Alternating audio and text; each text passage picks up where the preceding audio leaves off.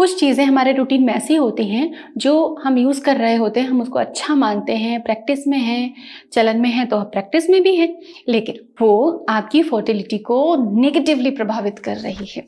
नमस्कार, स्वागत है आपका यूट्यूब सहेली चैनल में। आज के एपिसोड में हम कुछ ऐसी चीज़ों को जानेंगे जो कि अब हटा देनी है, बिल्कुल हटा देनी है। तो चलिए आगे बढ़ते हैं। सबसे पहले कुछ ऐसे आइटम्स, फूड आइटम्स हैं हमारे लाइफस्टाइल में जो कि एस्ट्रोजन को मिमिक करते और हार्मोनल इम्बैलेंस पैदा कर देते हैं और फर्टिलिटी के लिए बिल्कुल हेल्दी नहीं है। ऐसा जो प्रोडक्ट है वो है सोया प्रोडक्ट। आप सोयाबीन ले लीजिए, जो सोया की बड़ीज वगैरह आती हैं वो हो गई, या फिर सोया मिल्क हो गया, टोफू हो गया, सोया सॉस भी। आप अगर बहुत ज़्यादा चाइनीज़ फूड यूज़ करते हैं तो आप सोया के कोई भी प्रोडक्ट ले लीजिए, वो आपको नहीं लेना चाहिए और बहुत ही कम लेना चाहिए। थायराइड इश्यूज हैं, हाइपोथायराइड है तो आपको बिल्कुल नहीं लेना चाहिए। तो इनसे आप बचें क्योंकि ये हार्मोनल इम्बैलेंस का कारक होती हैं। कई सारे रिसर्चेस, कई सारी स्टडीज़ ये बताती हैं जेनेटिकली मॉडिफाइड फूड जैसे मक्का है या फिर और भी कोई फूड आइटम है और वो हमारे हैबिट में हम उसको यूज़ कर रहे हैं, तो आप समझ लें कि वो इनफर्टिलिटी का कारक हो सकता है। या फिर जैसे सपोज आप कोई मीट ले रहे, कोई नॉन वेजिटेरियन आइटम ले रहे हैं, लेकिन वो पर्टिकुलर एनिमल, चिकन का है या फिर कोई और एनिमल का है जिसका मीट यूज़ कर रहे हैं और वो जेनेटिकली मॉडिफाइड फूड का सेवन करता है, वो फीड उसको दिया जाता है, तो भी इनफर्टिलिटी हो सकती है। तो ये बड़ी छोटी सी बात है, लेकिन इसमें बहुत महत्वपूर्ण रिसर्चेज हैं कि जीएमओ से आपको बच के रहना है, ये इनफर्टिलिटी का कारक बन रहे हैं। आज के समय में जो खेती का तरीका है, अगर आप उसको बारीकी से देखें और समझें तो आप घबरा जाएंगे, क्योंकि बहुत सारे केमिकल्स, पेस्टिसाइड्स वगैरह, कीड़े मारने के लिए, फसल अच्छी हो, कीड़े नहीं लगे, उसके लिए ढेर सारे पेस्टिसाइड्स छिड़के जाते हैं और वो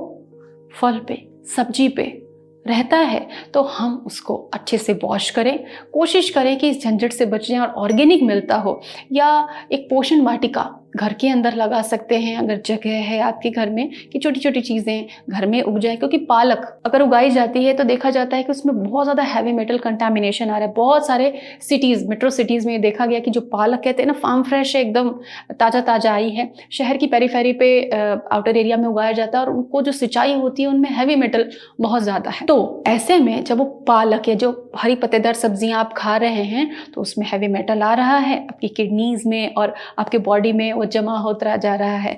तो इस तरीके से पेस्टिसाइड्स और केमिकल्स जब आपकी बॉडी में जाते हैं तो स्पर्म के सारे पैरामीटर, चाहे मोर्टेलिटी ले लीजिए, चाहे काउंट ले लीजिए, चाहे उनकी आकृति ले लीजिए, मॉर्फोलॉजी, सब खराब करते हैं। ये शरीर में एस्ट्रोजन को बढ़ा देते हैं महिलाओं के शरीर में, और आज के समय में आप देख रहे हैं कितनी ज़्यादा एंडोमेट्रियोसिस के केसेस बढ़ रहे हैं, फाइब्रॉइड के केसेस बढ़ रहे हैं और इनफर्टिलिटी बढ़ती जा रही है ड्यू टू एस्ट्रोजन डोमिनेंस। तो पेस्टिसाइड्स और केमिकल के एक्सपोजर से बचना है। आज के टाइम में जो आप मिल्क यूज़ करते हैं उसको समझ लें कि अगर आप प्रेगनेंसी प्लान कर रहे हैं तो स्किम्ड वाला मिल्क, यानी कि मिल्क में से फैट हटा दिया गया और उसको एक अच्छा फ्लेवर, टेस्ट देने के लिए, सही फैट अमाउंट उसमें बनाने के लिए स्टैंडर्ड कुछ फोर्टिफिकेशन किया गया। इससे हार्मोनल इम्बैलेंस होता है। आपको फोर्टिफाइड नहीं, सिंपल फुल फैट मिल्क जो नेचुरली निकाला जा रहा है, एनिमल से मिल रहा है, हमको डायरेक्टली फुल फैट मिल्क लेना है।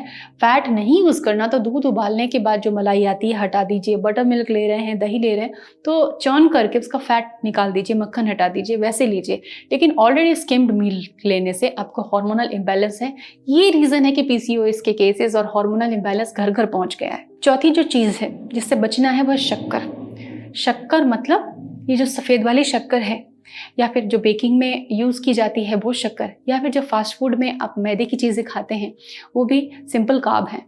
तो इनसे आपको बचना है, क्योंकि ये तो इंसुलिन रेजिस्टेंस डेवलप कर देते हैं शरीर में। साथ में इन्फ्लामेशन होता है इससे, जिससे कि ओव्यूलेशन डिस्टर्ब हो जाता है और एग क्वालिटी भी खराब होती है लॉन्ग टर्म में। तो इसकी जगह प्राकृतिक मिठास को यूज़ कर सकते हैं, हनी यूज़ कर सकते हैं, मैपल सिरप यूज़ कर सकते हैं। कई फ्रूट का शेक आप बनाते हैं तो उसमें डेट्स यूज़ कर सकते हैं जो कि प्राकृतिक शुगर है, तो प्राकृतिक यूज़ करें। सफ़ेद शक्कर का या प्रोसेस्ड कार्ब्स का यूज़ आप ना करें। एक नज़र डालें आज आप अपने फ्रिज में और अपने किचन में कि कितने सारे आइटम्स आपके पास प्लास्टिक के हैं, जिसमें कि आप बंद करके खाना फ्रिज में भी स्टोर करते हैं, उसी में बंद करके खाना आप ऑफिस भी लेकर जाते हैं और उन्हीं डिशेस में, उन्हीं प्लेट्स में, उन्हीं बोल्स में आप गर्मा गर्म खाना सर्व करते हैं। ये प्लास्टिक हैजार्डस है। तो प्लास्टिक हटाएं, क्योंकि इसमें जो कंपाउंड हैं वो आपके बॉडी में जाते हैं फूड के साथ में। फूड से प्लास्टिक में इंटरेक्शन होता है, प्लास्टिक के टॉक्सिन्स फूड में आते हैं और वो फूड जब आप खाते हैं, क्योंकि जैसे ही टेम्परेचर डिफरेंस होता है प्लास्टिक से टॉक्सिन्स फूड में ट्रांसफ़र होते हैं। ऐसे ही एल्यूमिनियम फॉयल, तो इनसे आप बचें। ये बड़ी कॉमन प्रैक्टिसेस हैं लेकिन बहुत इंपॉर्टेंट है, जिसलिए हम ये वीडियो आपके लिए लेकर आए हैं। वीडियो पसंद आता है तो लाइक कर दीजिए, चैनल को सब्सक्राइब कर दीजिए और दूसरों को भी ज़रूर शेयर करें। Thanks for watching.